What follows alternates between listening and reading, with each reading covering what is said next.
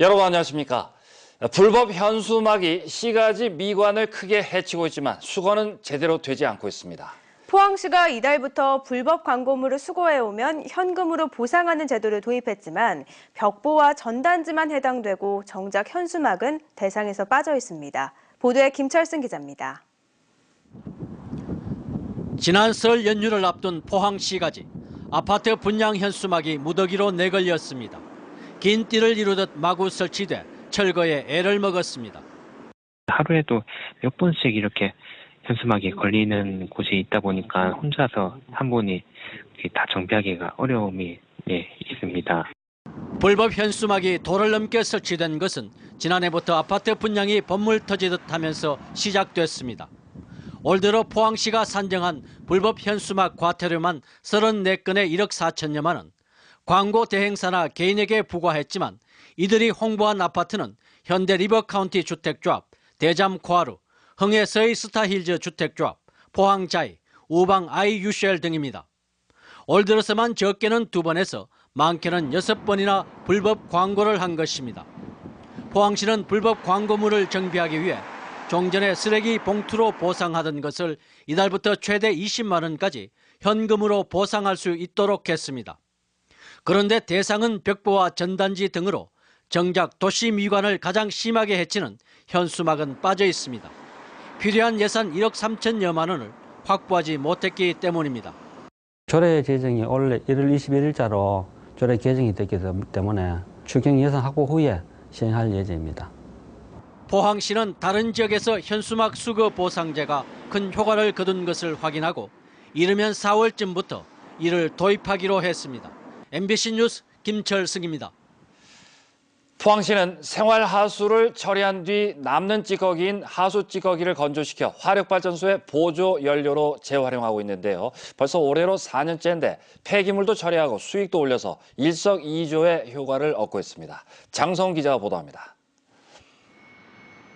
하수 처리 과정에서 나오는 찌꺼기, 이른바 하수 슬러지를 재활용하는 포항시 하수 슬러지 자원화 시설입니다. 지역 5개 공공 하수 처리장에서 발생하는 하수 슬러지는 이곳에서 건조와 악취 제거 과정을 거치면 열에너지원으로 쓸 수 있는 수분 5% 미만의 고형 연료가 됩니다. 재활용 공정을 모두 마치면 하수 슬러지는 이렇게 잘 마른 알갱이 형태로 변해 화력발전소에서 쓰는 보조 연료로 판매됩니다. 지난해에만 6,600톤을 판매해 1억 5천만 원의 수익을 올렸습니다. 육상 매립 비용 등 폐기물 처리 비용까지 감안하면 확실히 친환경적이고 경제적입니다. 하수 슬러지는 함수율이 약 한 82% 정도 되면서 높아서 매립하기가 상당히 곤란하기 때문에 건조 연료와 공정을 거쳐 환경적으로 경제적으로 비용 면에서 상당히 효율성이 있다고 판단됩니다. 포항에서 매일 발생하는 하수 슬러지는 대략 127톤. 이 가운데 81%인 103톤은 고형 연료로 만들어져 전국 최고의 시설 가동률을 기록하고 있고 나머지는 시멘트 공장 등으로 보내져 재활용됩니다. 포항의 건조 연료화 시설이 가동률이 현재 96%입니다. 전국에 비해서 월등히 높다고 이렇게 생각되고 있습니다.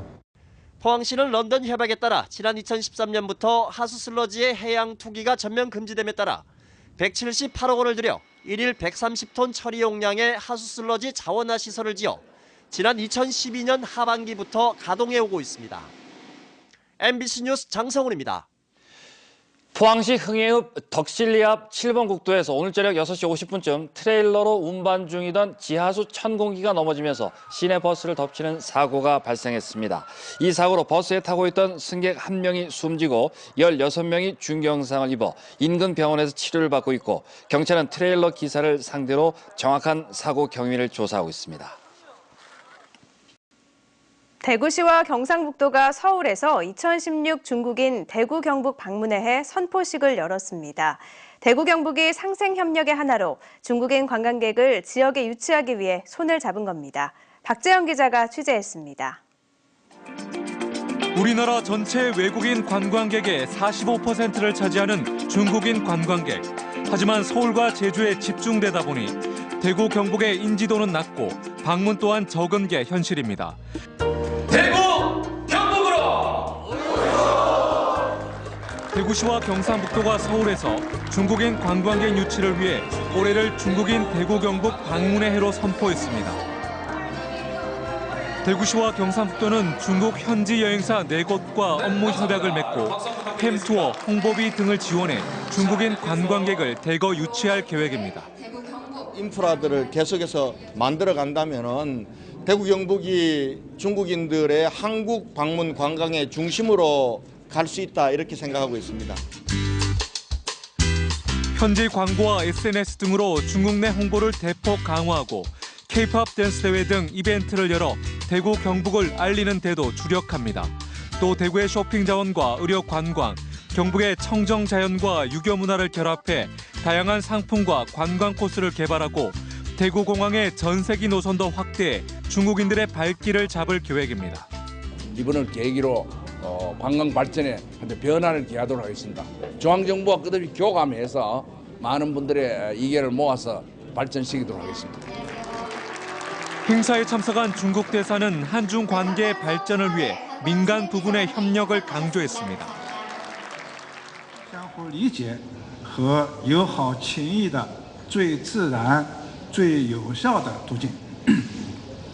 2016年是两国元首确定的韩国。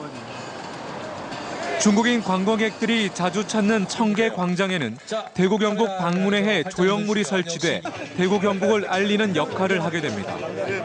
선포식을 하기 직전 권영진 대구시장과 김관용 경북도지사는 박원순 서울시장을 만나 서울시의 적극적인 관광 부분 협력을 이끌어냈습니다. 경북도청 이전 이후 다시 손을 맞잡은 대구 경북. 여우커 유치로 지역 관광 산업의 부활을 이끌 수 있을지 주목됩니다. MBC 뉴스 박재영입니다. 새누리당의 20대 총선 공천을 위한 후보 면접 심사가 오늘 대구 경북권 후보들을 대상으로 오전부터 진행됐습니다. 경북권에서는 선거구 통합 대상이 아닌 자족 선거구에 한해 면접이 진행됐으며 인구 하한선 미달 선거구인 영주와 영천, 문경, 예천, 군위, 의성, 청송 선거구의 후보들은 오늘 면접에 참여하지 않았습니다. 한수원 경주시대를 맞아 다음 달 20일까지 신사옥 입주와 직원들의 경주 이전이 이루어질 예정입니다. 이에 따라 경주시는 부시장을 단장으로 하는 한수원 이전 종합지원단을 구성하고 한수원 직원들의 이주와 업무 이전에 따른 행정적인 지원에 적극 나설 방침입니다. 또 공공기관 이전이 진행 중인 다른 혁신도시의 지원 사례도 벤치마킹해 정주 여건 개선을 위한 원스톱 서비스도 제공할 계획입니다. 도청 신도시의 유관기관 이전이 잇따르고 있습니다. 경북교육청이 이번 주 이사를 끝내고 다음 주 월요일부터 본격 근무에 들어가고 경북경찰청은 내년 상반기 이전 예정입니다. 경북개발공사는 청사 신축 작업이 진행 중인 가운데 내년 입주 예정이며 경북보훈회관은 올 하반기, 경북여성가족플라자는 2018년, 경북정부지방합동청사는 2019년 이전 예정입니다. 그러나 대구 경북에 있는 경상북도 유관기관 219개 가운데 이전 희망기관이 105곳이고 경상북도의 유치 목표가 130곳이지만 나머지 대부분의 기관들은 이전 시기를 확정하지 못하고 있습니다.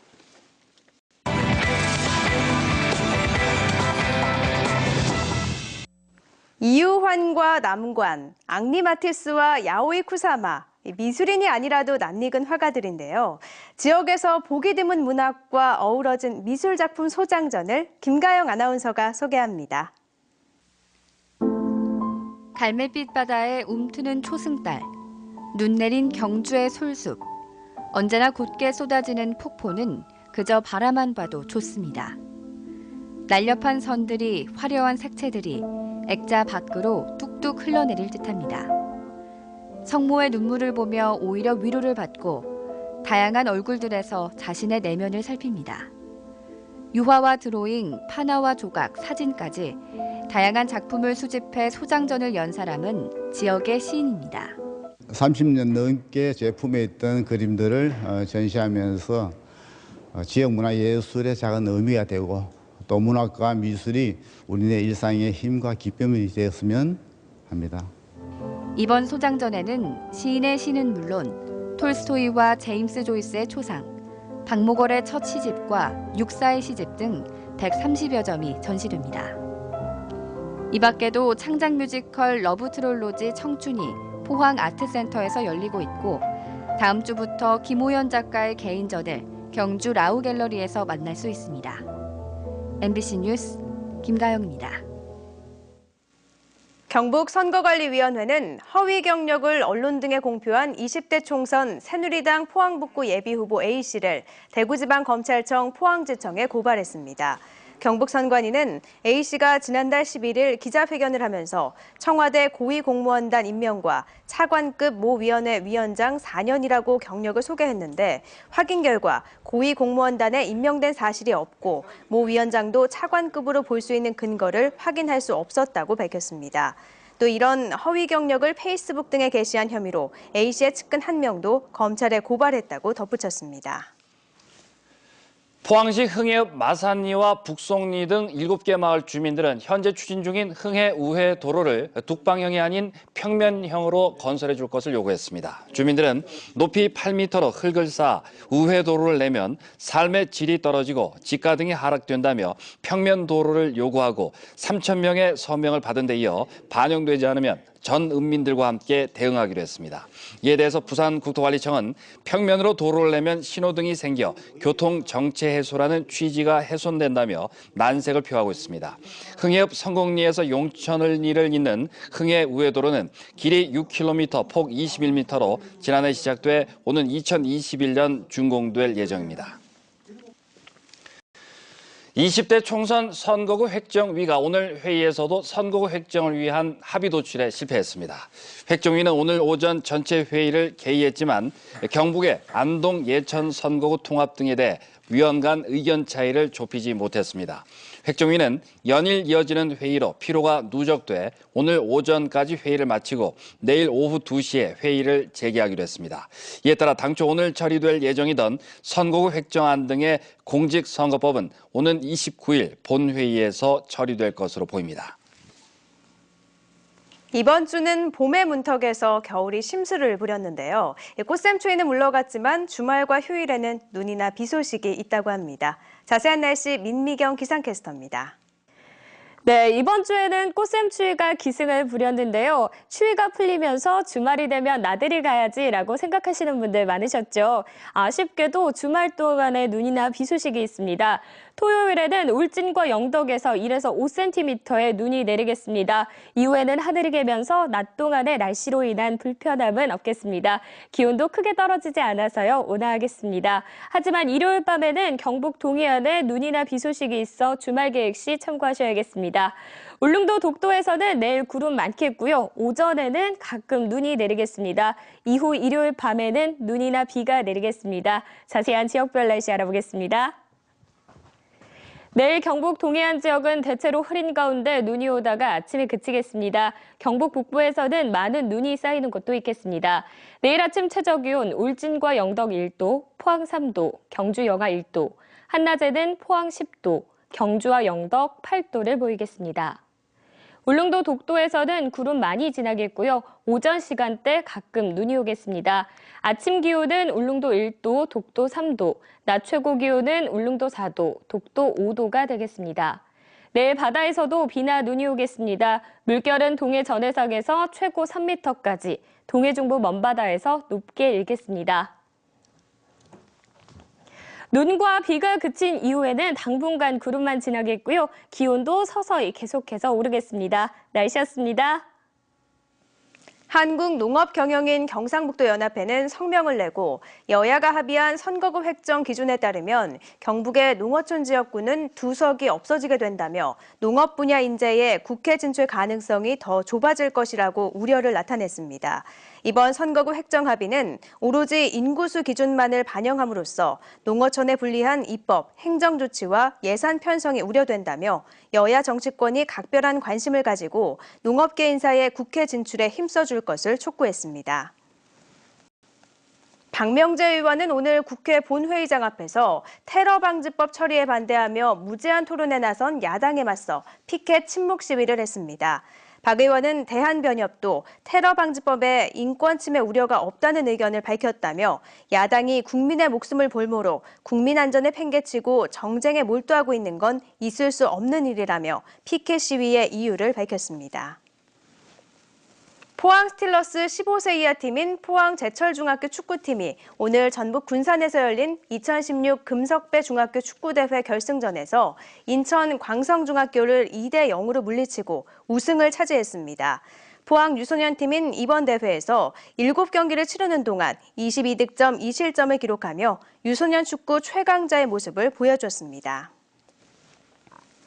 국립경주박물관은 한일 국교 정상화 50주년 기념 특별전 일본 고훈문화전을 성황리에 마쳤다고 밝혔습니다. 박물관은 지난해 12월 21일부터 열린 이번 특별전의 관람객은 87,600여 명으로 집계됐으며 일평균 1,500여 명이 박물관을 찾았다고 밝혔습니다. 일본의 고훈문화전은 국내 최초로 열린 고훈시대 유물전으로 일본 국보 29점과 중요문화재 197점이 전시됐습니다. 포항시 건축사회가 포항시가 추진 중인 도심 재생에 적극 동참하기로 했습니다. 포항시 건축사회는 오늘 시의회 청사에서 울산대 한삼건 건축학부 교수를 초청해 일본과 독일 등 다른 지역의 성공 사례와 법적인 절차 등에 대한 강연을 들었습니다. 포항시는 지난 2014년부터 내년까지를 목표로 불종로 가로경관 사업을 추진하고 있고 올해도 5억 원을 들여 벽화 그리기 등 주민들이 낸 아이디어 사업을 지원하기로 했습니다. 포항의 한 병원이 양덕동에서 한동대까지 이어지는 천마산 둘레길 지킴이 역할을 자청하고 나섰습니다. 포항시티병원 직원들은 수시로 천마산 둘레길을 걸으며 등산로 안내 표지판 등 시설을 점검하고 환경 정화 활동을 펼치기로 했습니다. 둘레길을 걸으면서 문제점이 발견되면 즉시 포항시에 알리기로 했습니다. 이상으로 포항 MBC 뉴스데스크를 마치겠습니다. 여러분 고맙습니다.